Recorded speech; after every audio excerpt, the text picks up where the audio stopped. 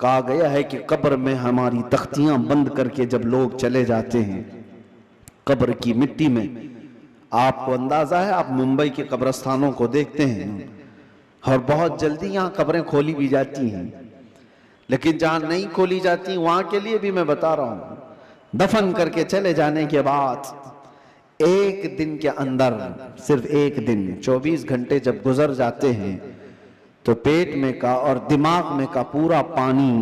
पीप के जरिए से या किसी तरह से उसके नाक और मुंह से बाहर निकल जाता है, उसके कानों से सब निकल जाता है। और उसके बाद दिन जैसे जैसे गुजरते जाते हैं, अगर कब्र के हशरात यानी कीड़े मकोड़े उसके जिस्म को खाने लग गए तो बहुत जल्दी वो गलना शुरू कर देता है।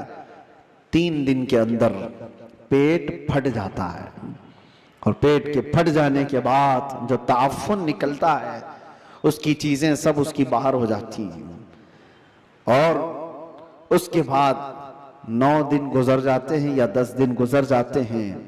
तो जिस्म की सारी चमड़ी पक जाती है, पूरी चमड़ी, चाहे उसको जितनी भी हिफाजत से रखा जाए, रूह ने साथ छोड़ दिया है तो अब जिस्म तरतीबवार एक एक चीजें इसकी खत्म होती चली जाती हैं। इसके नाक से, इसके कान से, इसके मुंह से गूदा बाहर निकल आया, पेट फट गया, अब चमड़ी गलने लग गई। फिर उसके 40 दिन गुजरने वाले होते हैं कि हड्डियां सब बाहर निकलने लग जाती हैं, दिखती हैं, हड्डियों का इजहार हो जाता है, चेहरा किसी हद तक रखा जाता है। कहा गया कि महीना गुजर जाता है तो कि उसकी आंखों की पुतलियां भी बाहर निकल जाती हैं। महीना 2 महीना गुजरता है कि उसके बाद फिर जिस्म के अंदर जितनी नरम चीजें थी सब निकल जाती हैं, फिर ढांचा बाकी रह जाता है और ढांचा, हड्डियां भी अपने आप में टूटने लग जाती हैं। उसके पैरों की हड्डियां उसके कमर से अलग हो जाती हैं, उसके घुटने से उसके रान की हड्डियां अलग, उसके बाजुओं की हड्डियां अलग। इसीलिए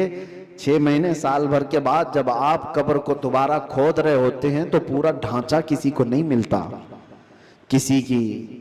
घुटने की हड्डी, किसी के सर की खोपड़ी और किसी के पैर की हड्डी, यही सब चीजें मिलती हैं। जिस्म सब छोड़ चुका होता है। ये वही जिस्म है जिसको हम घंटों आईने के सामने सजा रहे होते हैं।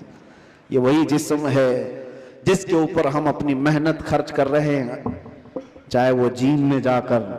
मैं नहीं कहता कि फिट नहीं रहना चाहिए, फिट रहना चाहिए, लेकिन ये नहीं है कि कुल मेहनत हम अपने जिस्म पर लगाए और रूह का ख्याल भी नहीं किया कर, रूह का